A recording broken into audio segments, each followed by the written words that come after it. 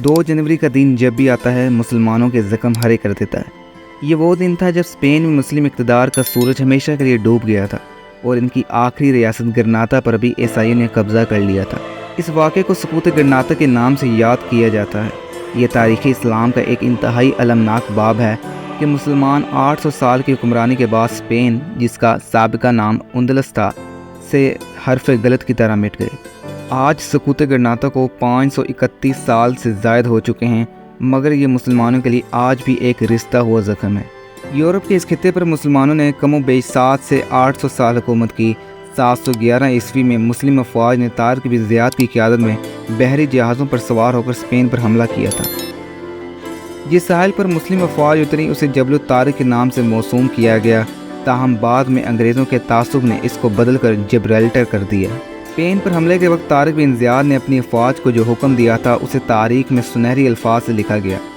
साहिल पर उतरने के बाद उसने तमाम जहाज़ों को नजर आतिश करवा दिया और अपनी खिताब में कहा, अब वापसी के रास्ते तबाह हो चुके हैं, लड़ो और फतह या शहादत में से किसी एक का इंतखाब करो। इसके बाद मुस्लिम अफवाज ने डट कर मुकाबला किया और हिस्पानवी अफवाज को शिकस्त से 2-4 किया, जिसमें गाथ बादशाह फरार होते हुए दरिया में डूब कर मर गया था। यूँ इस्लामी तारीख ही नहीं बल्कि पूरे यूरोप की तरक्की का एक नया बाब शुरू हुआ।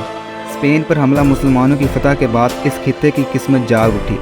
यहाँ तालीम की रोशनी फैली और एक वक्त ऐसा भी आया कि स्पेन खूबसूरती, तालीम और फ़न और सकाफ़त का मरकज़ बन गया। स्पेन की धरती से नामवर मुस्लिम साइंसदानों और डॉक्टरों ने जन्म लिया जो जदीद तरक्की याफ्ता दौर की बुनियाद बने। अबुल कासिम ज़हरावी सर्जरी का बानी, इमाम इब्न हज़म, इब्न ज़हर, इब्न तफ़ैल, इमाम कुर्तबी और दीगर सैकड़ों उलमा फजला इसी दौर से ताल्लुक़ रखते थे। स्पेन में मुसलमानों की बेशुमार तामीरात में से 2 काबिल ज़िक्र तामीरात हैं, जिनमें कसरुल हमरा और मस्जिद कुर्तबा थी।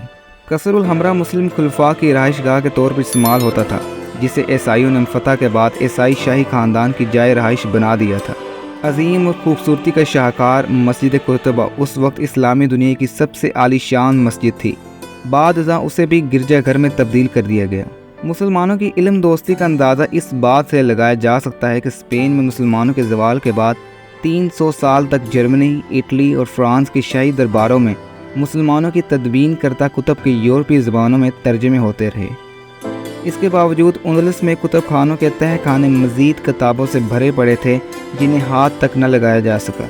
सकूत ग्रनाता के वक्त स्पेन में ग्रनाता के आखिरी मुस्लिम हुक्मरान अबू अब्दुल्ला ने मलका इज़ाबेला और शाह फर्डिनेंड के सामने हथियार डाल दिए और इस तरह स्पेन में सदियों पर मुहित अजीम मुस्लिम इक़्तिदार का हमेशा के लिए खात्मा हो गया। अगर हम सकूत बगदाद, सकूत ढाका, जंग प्लासी, मैसूर और खिलाफत उस्मानिया से लेकर सकूत ग्रनाता तक का जायज़ा लें तो हमें मुसलमानों की शिकस्त और ज़वाल में गैरों की अहलियत और हिम्मत से ज़्यादा अपनों की नाअहली, गद्दारी और माल दौलत और हवस इक़्तिदार में कार फरमा नज़र आती हैं। सकूत ग्रनाता की भी बुनियादी वजह मुसलमानों की बाहमी रंजिश और इक़्तिदार का लालच ही थी। बाहमी लड़ाइयों से मुसलमान बाकी स्पेन तो खो ही चुके थे, लेकिन ग्रनाता का भी दिफा न कर सके और तारीख में ऐसे फना हुए कि सदियों बाद भी स्पेन के दरो दीवार इनकी बर्बादी और ज़वाल पर मातम फना है।